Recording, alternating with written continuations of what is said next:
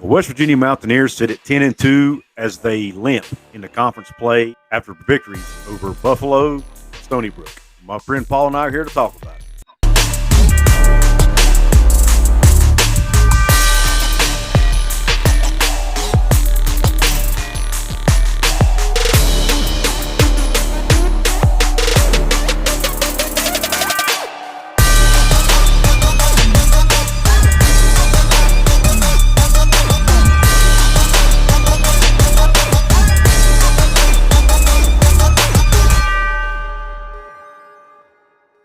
My name is Couz. I am Mountaineer Paul. We present to you Hoops from the Hills. Let's Go. Let's go. What's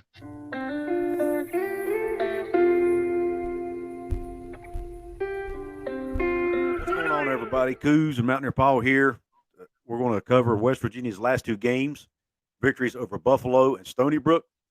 Two games that didn't look real pretty, but at the end of the day, they ended up as W's, which is the most important thing. And the Mountaineers go into Big 12 play with a 10-2 record, Paul, I don't know about you, man, but if you'd have told me before the season started that we would be 10-2 going into the first Big 12 game, I would have been okay with that. What about you, man? There's no doubt about it. You know, we're halfway to our season preview video. I think we both predicted right around the 18-20 win mark for the team. So I can't remember exactly what the predictions were, but it was right around there. So we're already halfway there. And this is a team that now when you look at league play, they really only need to win 9 games, maybe 10 to get into the postseason. So that's a big deal for me. And I think this team is going to do that. Certainly this team is, I think, proven to be a top 4 or 5 team in the conference. So it'd be interesting to see the rest of the way how it all shakes out. Yeah. I know during the Stony Brook game, which happened last night, we're filming this video on Friday, December the 23rd. But last night during the Stony Brook game, Paul and I were messaging each other, and I was kind of overreacting in the moment. I was really upset with the way they were playing. And then Paul was having to talk me off the ledge. But when I listened to the post-game press conference and I heard Joe Toussaint make a comment about how he thinks the guys they're all just ready to go home for Christmas and see their families and stuff. And I thought, you know what, that's probably true. And so I think they played down to their competition because of that. And then I hear today that apparently Kansas struggled to beat Harvard by only like 4 points. Some ranked teams this week have lost games to lower and mid-major teams. So, you know what, West Virginia was able to pull out a win in the end in a game that you could tell they just weren't mentally sharp, weren't mentally focused. So, and I don't think they're going to. That's not going to happen to them in Big 12 play.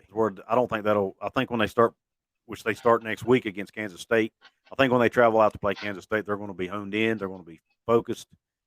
It's going to be a business trip, and they're going to come out and play good basketball. That's what I think. And Jerome Tang's got the Wildcats playing well this year. They super athletic squad. I've watched a few of their games, but we're going to get into them later. We'll preview them now, but they've been up and down though. So I wonder which K-State team we're going to see. Just goes to tell you the strength of this league. They're probably a top 4 team in any other league, and in this league, they're 9th best team. Right. Yeah, and there's no game in this league that's going to be an easy out. But what another same as but these last 2 games, the Buffalo game, they both those games were played without Emmett Matthews, and Bob Huggins has said repeatedly Emmett's probably the most important player on this team because he's the most versatile player, and he's kind of the glue that holds everything together.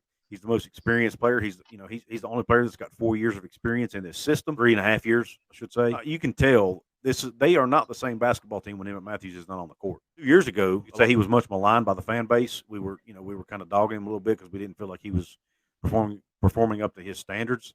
He goes out to Washington, works on his shooting, comes back. What do you know? He's all of a sudden a good 3-point shooter. What are your thoughts on Emmett Matthews? And by the way, his injury that you and I kind of predicted. Oh, I was watching the press conference. I don't think you'd watched it yet. You and I would like to read between the lines. That's part of what we do.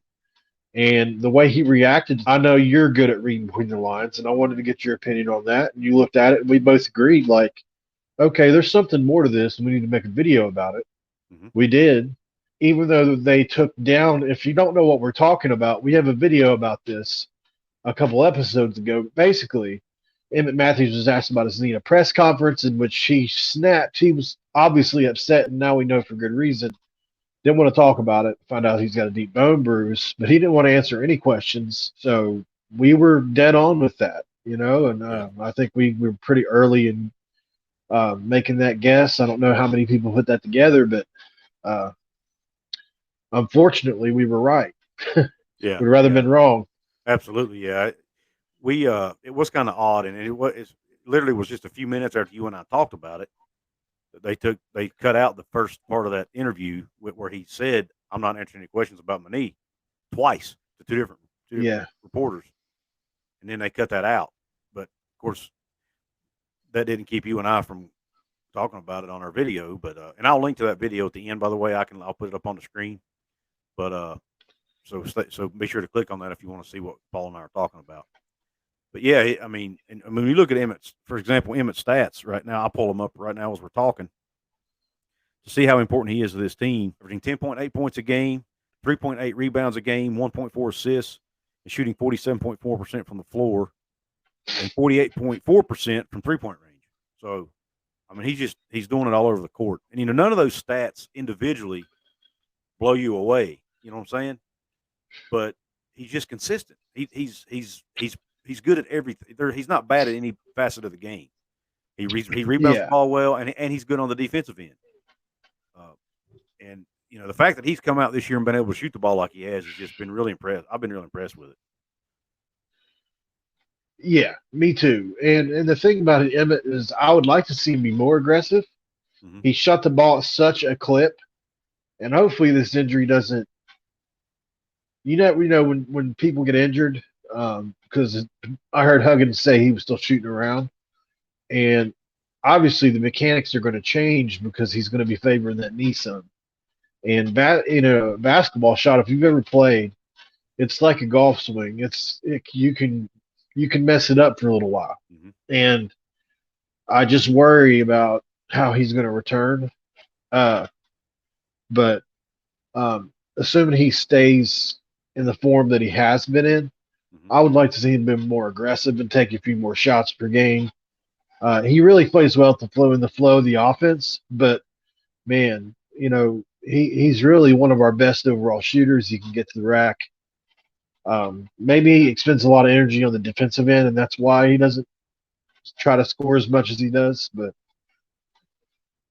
we'll just be glad to get him back at this point, especially after these first halves we've been having. But like you pointed out, which was a great point, no offense to Buffalo or Stony Brook, but I think this team has a high opinion of itself inside the locker room. Mm-hmm. I think they probably feel like they can win the national championship. I mean, I feel that kind of confidence from them. They've said it, yeah. Right. A couple of them have said it. Eric Stevenson, I think. So if you feel that way, it sounds bad, and there's no positive way to put a spin on this. But these are 18 to 22-year-old kids. Getting up for Buffalo and Stony Brook, right around the Christmas break is not something that they were probably super hyped up for. All due credit to Buffalo and Stony Brook. I was honestly impressed with both squads, especially Stony Brook with the record they had. They had a lot more skill than I thought they would have for a team with that kind of record. There's so much parity in college basketball that all the way down to the teams that play down around that 300 range even have a player that even West Virginia would like to have on their team. Yeah. Even the worst teams have one really good player that's been overlooked. Stony Brook had two good 7-footers that really gave Jimmy Bell fits last night. And I was kind of impressed with them a little bit on how because they're not near as big as Jimmy Bell from a body standpoint, but as far as their height, they were they're a couple inches taller than him, and he was struggling. They really gave him fits and blocked some of his shots, and he was having trouble shooting over them. And He definitely didn't have his best night, but he'll figure it out. Jimmy Bell's still trying to learn. I mean, this is only he's not played at this level before, so he's still trying to figure it all out, and he will. But go back to the Buffalo game, which was played last Sunday. West Virginia won 96-78. They outscored Buffalo 47-39 in the first half. It was actually really close in the first half. Then West Virginia come out in the second half, played a little better, outscoring them by 10 in the second half. They ended up winning 96-78. Eric Stevenson was the leading scorer with 22, shot 8 for 13 from the floor, 1 for 2 from the line. And then you had Jimmy Bell had a good night. He scored 18 points, pulled down 10 rebounds, had a double-double. Trey Mitchell had 17. Muhammad Wagi had 8. Seth Wilson had 10. Seth Wilson, that's another young man I'd like to talk about. Seth Wilson has been shooting lights out as of late. Been playing extremely well. He has. Yeah. He's the antithesis of the player he was last year. Really is. When you look at that shot, it's a lot like Emmett's was. It's way back here, but it's really smooth right now. And he's worked out a lot of the mechanics. If I'm a nutcase. I'm here at my house. I'm rewinding things and I'm looking at them in slow motion, to see where the ball's coming off and just trying to look at these shots. Yeah. Man, he's really got that thing rolling off those middle 3 fingers, and it's been nice to see out of him. Yeah. Well, I mean, just for example, he's shooting 45.2% from 3 and only 38.9% from the floor. So he shoots it better from 3 than he does from 2. And when they're struggling to score the ball, you bring him in the game and he can get you rolling in a heartbeat. You see that ball go through the net a time or two, and then boom, it's almost like it's contagious. Yep. And Joe Toussaint's continued to play well. And I'll tell you another player who the last 2 games, Kedrian Johnson, has really come on, man. I mean, he only had 8 against Buffalo. But against Stony Brook, he had double digits again. I think it's the second time in 3 games he's scored in double digits. I was really happy with how he played. He was actually the leading scorer with 18 points on 4 of 9 shooting and 8 for 8 from the foul line, man. Lockdown defender, probably the best defender on the team. He's also scoring the ball now. He's not been known for his scoring, but now all of a sudden he's adding that to his repertoire. Yes, correct. If he starts scoring the ball, man, at this kind of clip, West Virginia's going to be tough to beat. Right now, Kedrian is averaging Kedrian is averaging on the season 9.6 points, 3.3 assists a game, 1.9 steals a game, which is good. So, any other players that you want to talk about and the way they played these last couple of games?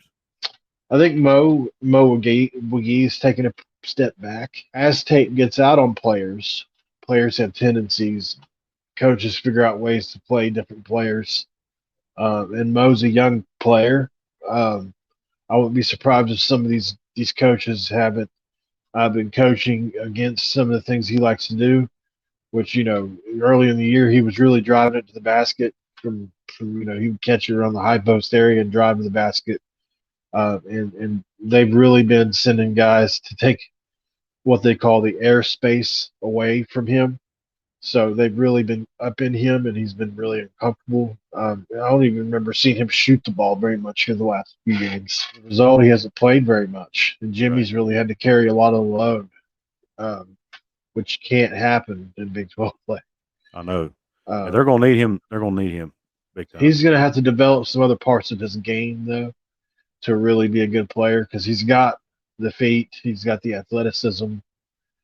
He can finish around the rim really, really well. But until he develops some other facets of his game and slows down, he's going to struggle a little bit. Yeah. Yeah, and he's only shooting 50%. Of course, I don't think he's taking a lot of shots, but he's only shooting 54% from the line. He's shooting 76.5% from the field. Like you said, he's really good at scoring around the rim, and that shows in his percentages. But he just he seems to get, I don't know, the last few games he seemed to get lost out there a little bit or something. I don't know what it is. I really love the kid, though. I think he's going to be a really good player for us. It's got to click for him, and I don't know if it's clicked yet. Maybe this Christmas break is when that happens. Maybe he comes back renewed, refreshed, and looks more like he did early on in the season when I thought he was going to be the surprise player on this team. But he's kind of tapered off a little bit. But they're going. But I mean, Jimmy can't play the whole game, so he's going to have to step it up and give him quality minutes in order to give Jimmy some rest. The final score is Stony Brook, by the way, guys. For those of you who may not have caught it, was 75-64. So the game was really close throughout. I mean, it was only a 4-point game at halftime, 28-24. And then West Virginia outscored them by 7 in the second half. And I mean, really, just a lot closer than it should have been, man. And I mean, I kept thinking, man, they're going to screw around and lose this game. I was nervous, but like I said earlier, you look around the country, a lot of teams were struggling this week. A lot of the major Yes, sir. teams were struggling. So West Virginia's not alone in that. And I think it just goes back to the Christmas break. Guys I think they need a break, man, to be honest with you. I think it's just, I agree. we're going to class, practicing every day, playing games. Guys, I really appreciate you tuning in real quick. Go check Paul out at Mountaineer Paul Talks Football on YouTube. You can find me also at my football channel, Couz's Corner. We both cover West Virginia Mountaineer football and some Big 12 stuff as well. Don't forget to like and subscribe to this channel, please. Help us get our numbers up. I know we've not been getting a lot of content out, but we're going to try to do better with that. We've got some video ideas. We just haven't had time to sit down and put them out yet.